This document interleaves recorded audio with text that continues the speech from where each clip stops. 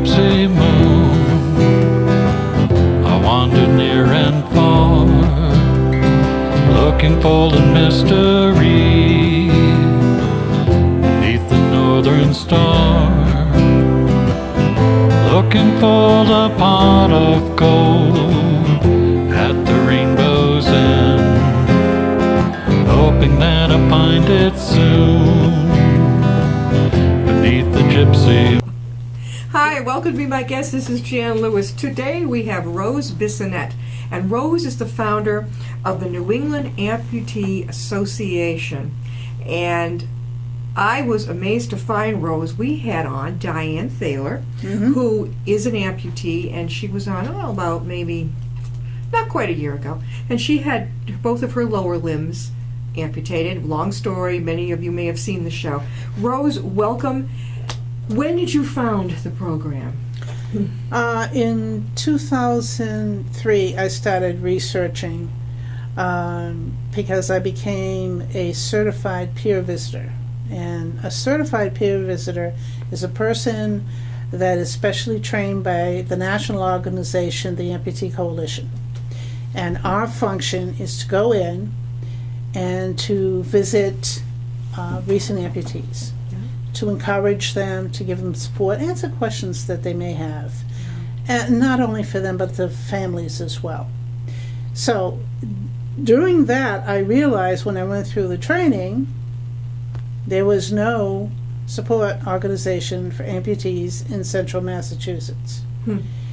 Actually, there was nothing from 128 throughout the entire state and the borders of the rest of New England.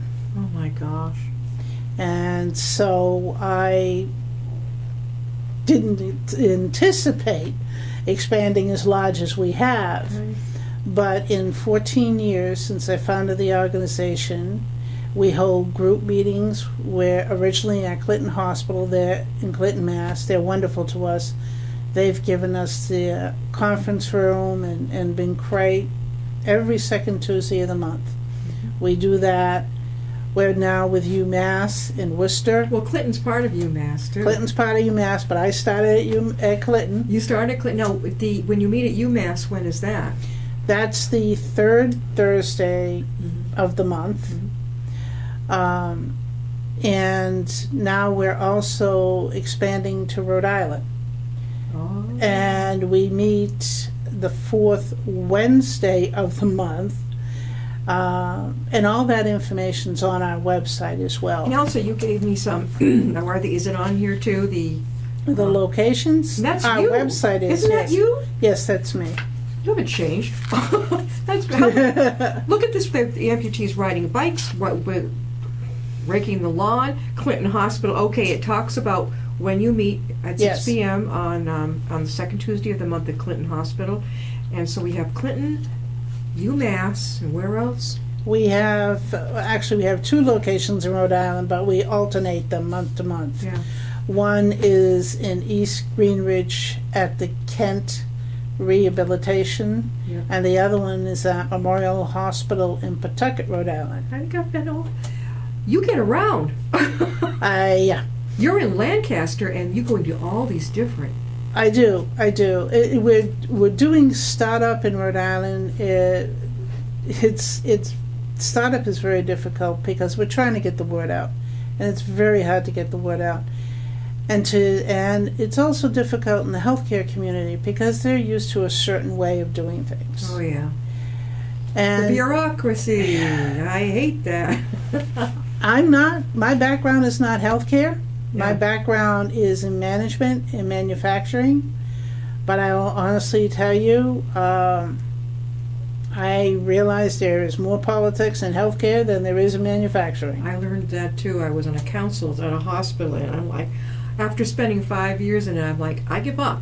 This isn't why I volunteered. Where's the humanistic reason I joined? It's all PowerPoints on things and all these things. I don't care about statistics. I want to know where I can help.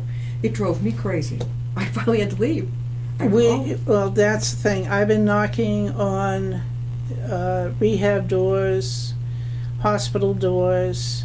Ideally, what happens now sadly to say, the majority of the times, unless we're contacted or an organization like us is contacted. A person loses a limb, and, you know, they go through the hospital and the rehab, if they have good rehab, and they're sent home. And then what?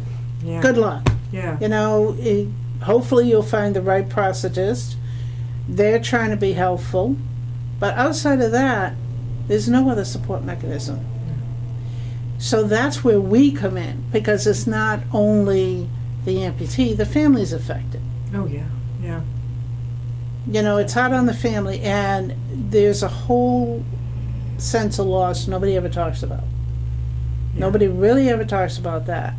Because when you're lying in a bed and you realize that you've lost a limb, you know your life has changed. And how you approach it. Some people do very well. I manage to a certain point. Tell us your story, Rose, to the extent that you are comfortable. How did it happen to you? I'll give you a little background. My husband and I, my husband was partially disabled. By that I mean he had 2 major back surgeries that left him in constant pain in one numb leg, so he couldn't work anymore. So I was primary caregiver and primary working person. And we were living up in New Hampshire in the Laconia area, had a very, very good job, and got laid off. And couldn't find anything comparable to what I was making, salary. But I did back in Massachusetts. My husband didn't want to move back to Mass, so we settled on buying a small home in Milford, New Hampshire, right over the border. And I agreed to that, even though it was an hour commute for me, because we were pretty set. The kids were all grown. We figured I would be working probably maybe another 10 years. Then we were going to retire back up in the Lakes region. So our plans were set. Things were looking good. We had a nice little house that we hadn't had before. 6 weeks after we moved in, I was driving. It was October 19th, 1996. It was a Saturday morning, and I was going to go to work early. This is before the internet. Right. So that I could write reviews for my employees so they could get their reviews on time. I'm headed to work. It's still dark. And before I knew it, my entire life changed. A tractor-trailer truck loaded with steel beams I remember now. came across my lane. I never saw it. And I went right into it without putting on the brakes or anything. Didn't he have his lights on? Nothing? He didn't have a signal? What they told me, and I bet few people have ever heard this, the investigative folks from the state that investigate accidents said that what happened to me was what they call truckers underwriters phenomenon. What that is, when I was going down, he had pulled out from a side area, and he was heading north, I was heading south. Oh. So I saw his headlights, but I didn't see the bed of the truck. You know those reflectors that you see on the trucks today, the silver and red? Well, they're there for the exact same reason, so that you can see the truck better. Sure. That bed of that truck was grandfathered in on the law, which basically stated they didn't have to have it. Oh. So, as the police said to me, you saw the headlights of the truck, but you never saw the body of the truck. And from my understanding, because I really went right into that truck, I hit it not only once, I hit it twice. Bounced off of a tire and went underneath. They said it was loaded with steel beams. It was a flatbed truck. The jolt of my car hitting it dislodged one of the beams and missed my head by 6 inches. Good, you got lucky on that end. I got lucky on that On end. that end. However, the only thing I have what they call trauma amnesia due to the accident. So the only thing that I remember from the site of the accident is excruciating, beyond belief pain. In what part? Down in your legs? My whole body. Your whole body? Because I was in the car like an accordion. What car were you driving? I was driving a 1994 Chrysler LeBaron. Okay, big enough car. Big enough car, Yeah. but it just became Wow. like an accordion. And you were alone. I was alone. Did you have a cell phone back then? I did, but But it wouldn't have done you any it good. wouldn't have done me any good. I remember just some vague voices in the background talking to me. Yeah. I don't remember understanding them. I felt like I could hear myself say the pain, but I didn't feel like it was me talking. Hmm. And everything around me was black. It's like dissociation. Yes, yes, absolutely. And from what I've been told, when they finally got me out of there, the jaws of life, the whole thing, they actually had to get the car out from underneath the bed of the truck before they could use the jaws of life on me. Well, that must have been fun. Must have seemed like forever to you. I don't know. You don't The remember. amnesia, I've had some doctors offer to help treat my amnesia, but I consider that a God's blessing. Yes, it could be. Because you had enough to contend with. When Yes. the EMTs, do you remember them loading you up? No. Do you remember the hospital, the ER? Well, when I was told that when they got me into the ER, the police notified my husband, so he was right at the hospital when I got there. Yeah. And from what he had told me is they had me in the ER and somebody said, was she wearing her seatbelt? And somebody said, no, I don't think so. And they said that I said, Yes, I was. hey, what are you kidding? I always wear my seatbelt, which Yeah. I do. Yeah. Which I do. So apparently I was talking, but I don't remember it. Sure. What the results were, they brought me into the operating room 5 hours of surgery later. Yeah. They didn't think I was going to live. You see, my lower left leg was so crushed that it was like splinters. Yeah. My kneecap was shattered. My left hip was broken. My pelvis was broken. All my ribs were broken. My right arm was broken. My right leg, my tibia, was fractured. My right ankle was partially severed, and I had a mild concussion. So now you wake up. How long before did they put you in a coma? No, they didn't put me in a coma. Yeah. That's when they took your leg out. They made the decision. No, they didn't. They wanted to. They went to my family and asked them. And my husband was beside himself, from what I hear tell. Yeah. And he basically said, do everything you can to try to save the leg. Definitely. So what they did is, it was experimental at the time. They put on my leg what they call an asphyxiator, which is metal rods that go right through your leg, and it came up like a teepee, just like this. Yeah. Okay? Oh, so you could see them outside your leg? Oh, they could lift up my leg with that. Oh. Yeah, I know.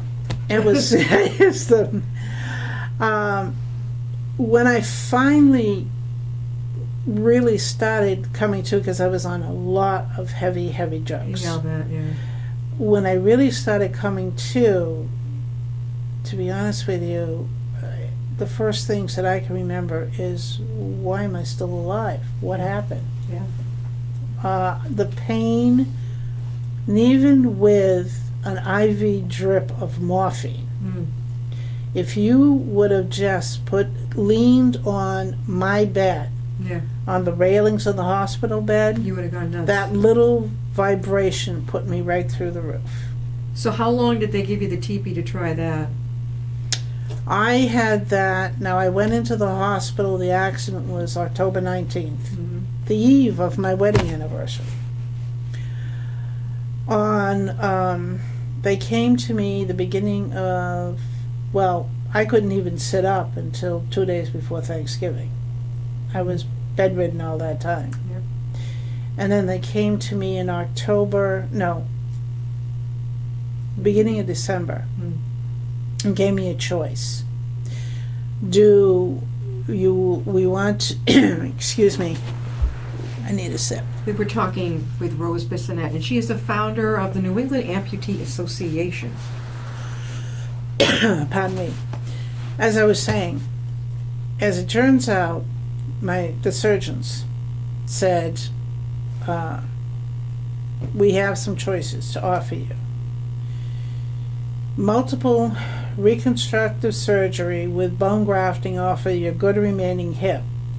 Because to this day, I still live with 4 pins in my left hip and 2 pins in my knee, with meshing over my kneecap. So I'm a female Humpty Dumpty. Do you go beep, beep, beep, beep, beep through this? No, not yet. Well, yeah, I do, for multiple reasons. But the family insisted on a second opinion, and my employer at the time, the insurance company, wasn't going to pay to get a second opinion, to have me move somewhere for a second opinion. That doesn't make sense to me. I know, but my employer, they were great. They decided to pay for it. They paid $2,000 back then just to ambulance me Good. from St. Joseph's in Nashua, the hospital there, to Brigham and Women's. Excellent hospital. Yeah. And I had a staff of doctors look at me there, and very blank said, "Don't even bother. It's too far gone. Take it and get on with your life." How far did they have to go up and amputate it? I'm below the knee, thank goodness.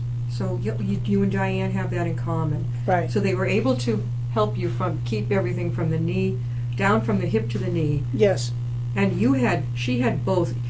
Fortunately, they were able to save the other, so you have one amputation, right? I have one amputation, of course, with my good leg, because of the way the ankle got partially severed and they put that back together again. It constantly swells up. From the minute I put my foot down, it's constantly swelling, and I have discomfort with it all the time.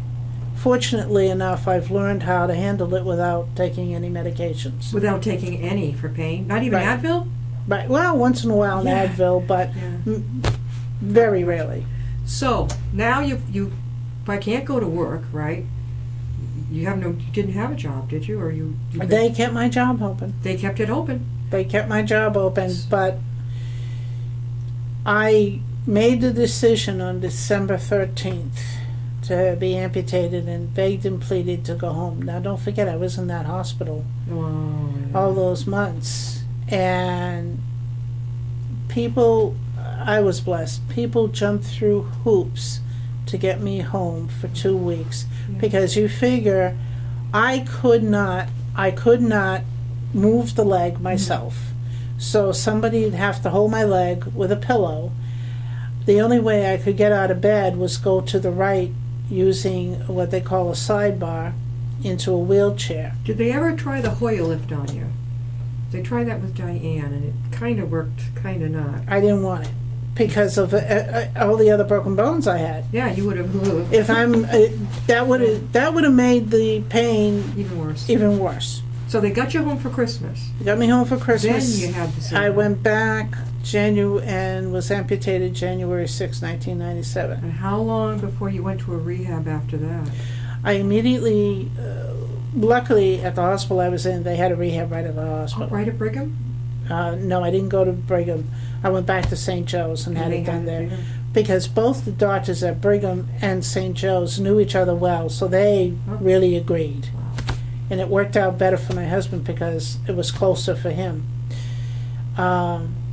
I was amputated January 6th, as I mentioned. By the end of January, I was fitted for my first prosthetic, Yeah. unbeknownst to me, because of all my injuries on my left side. Yeah. They were doing it out of courtesy. They didn't think I'd ever walk. That's odd. They're supposed to be upbeat. They didn't tell me that. a courtesy. They didn't And tell you me. thought this was a real deal. I'm getting this loan. They didn't tell me. The odds for me to walk was little to none in their eyes. So you didn't know that. I didn't know that. Thank God.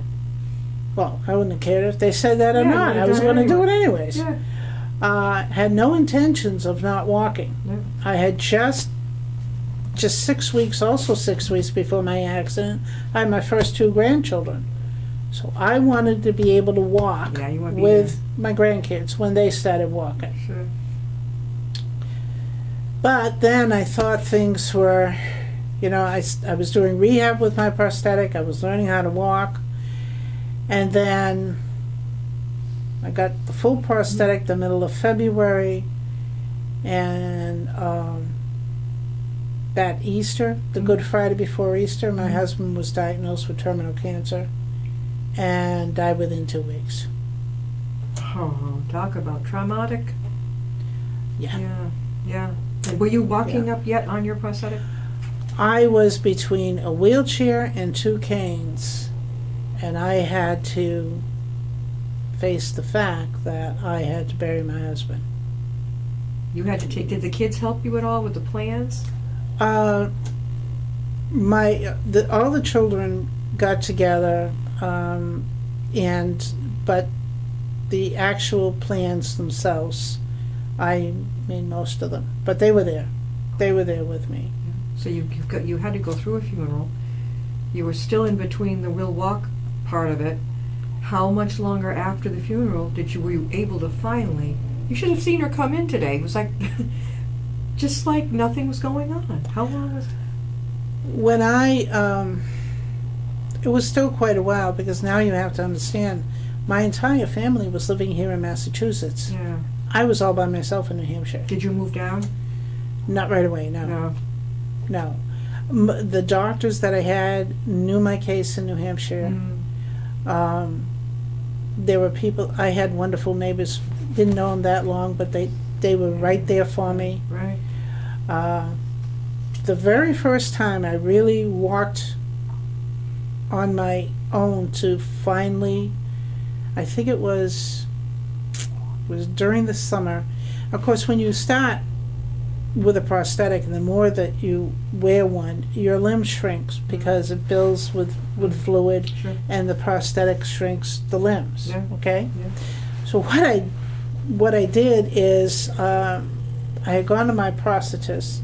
Now understand, I had to learn how to drive again, Yeah. in essence, because what tore me apart was that accident. Was it hard for you to get back on a road again and drive psychiatrically? During the day I was fine. At night I was petrified. Did you have a lot of playbacks? A lot of dreams? Things like that? Fortunately, no. I think that amnesia, as I said, was a That blessing. was the blessing. Yeah. We're talking again with Rose Bissonette, and she is the founder of the New England Amputee Association. Rose, how can people get a hold of you or the association? Okay. Well, you can go to our website, NewEnglandAmputeeAssociation.com. That's where you'll find about a lot of information that we have in our meeting locations and how to contact us. Or you can call 978-365-2580. And if someone doesn't answer, leave a message, and believe me, we'll get back to you as soon as we can. She brought in 3 great magazines. One is Insurance Coverage and Reimbursement, and the picture of a fellow missing a leg. He's got his prosthetic here. How to Be Your Own Advocate, very important, as Rose knows, she's been there. Also, In Motion, Research and Technology. All right, if you're facing this yourself, this girl has a prosthetic hand, and she's holding her eyeglasses. And First Step, Confronting Limb Loss, the first year, living with limb loss. People of all different ages. This is not a respecter of age. No, by no means. The sad part, what a lot of people know, first of all those magazines that you have are through the New England Amputee, not through us, but also we get them from the Amputee Coalition of America. And that's really an organization that any amputee, you can get to their website through our website. They're there to provide information for the amputee community. It's a big part. They even hold a conference once a year. How long did it take you to hook up with this type of support? Well, it took me over 3 years before I heard about it. And then how long before you actually said, I'm going to found this new organization? That took about, understand, I had to go through figuring out what my life would be. Yeah. Because, in all honesty, I couldn't live with the fact that I stayed alive and my husband died. Was that why I stayed alive? To bury him? Survivors. Guilt. Yeah. But I worked through it, and I started the organization in '04. Did many people come to the first meetings? Or were they kind of shy and it was slow? It started out slowly, and we weren't nonprofit at the time, but the more people came, the more it grew. And today I have a board of directors. It's nonprofit. Thank goodness I have volunteers, because I can't do it all myself anymore. So we got about 4 minutes left. So some of the members of the association will go out and literally come to someone's house and provide comfort and advocation. We have a, which I will be doing, a training program. That's a big key element. There's a lot of people out there that are amputees, been amputees for years, and feel as though, well, I don't need group meetings because I'm handling it well. Yes, they are. So share But your... we could use you. Share your hope and strength, you know? Absolutely, because people don't realize there are 507 amputations per day in this country, and that is non-military people. And not to forget the marathon bombing with our... Well, I know very well about the marathon bombing. Yeah, that's like a... I can't even put into words. I guess most people can't. What that must have been like, and the people who are surviving, my God, at least they have their lives, you know? True, and a lot of them are doing very well, and I had the wonderful opportunity to speak privately with little Jane Richards and her mother at the yeah. hospital. Oh, that must have been wonderful for her as well as for you. It was, and we brought her in a special doll, amputee doll for her. An amputee Do you doll. have those to give to the younger patients? I know where to get them. You do? I do. How about for adults? Now, like, I can only picture if I was in... How about like a stuffed animal? A friend of mine gave me what they call a meanie baby years ago. Mm-hmm. It was a rabbit, and he looked very angry because he had one rabbit's foot missing. Ooh, how cool. I mean, we are... Yeah. Adults are just big kids. I mean, I know that, you know, I've had surgery, and to have a stuffed animal, that's so cool. I don't know. I guess that's just me. But you too, right? I mean, it's comforting. It's again, before we close off, Rose, how can people get a hold of you? Again, please, if you have any questions, or even if you'd like to volunteer or come to a group meeting, you can call 978-365-2580 or visit our website, NewEnglandAmputeeAssociation.com. And everybody is welcome, all ages, right? And their families, where it is open to the families and all amputees. Whether or not you have or experience the possibility that you might lose a limb, we get a lot of people Yeah. that call in and ask. Yep. All right, this is great. They meet at UMass, Clinton Hospital, West Greenwich, Connecticut. Is that it? Yes. And there's one more? And Pawtucket, Rhode Island. Pawtucket, Rhode Island. This is great. The more you could probably get out even more as if you need to, but that's going to be great.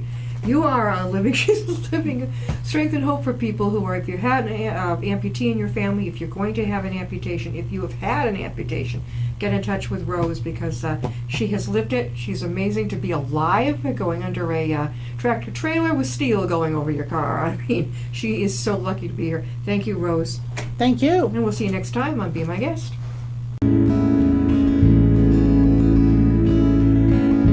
Riding on a shooting star, heading out toward a dream. Tomorrow's even closer, than it seems.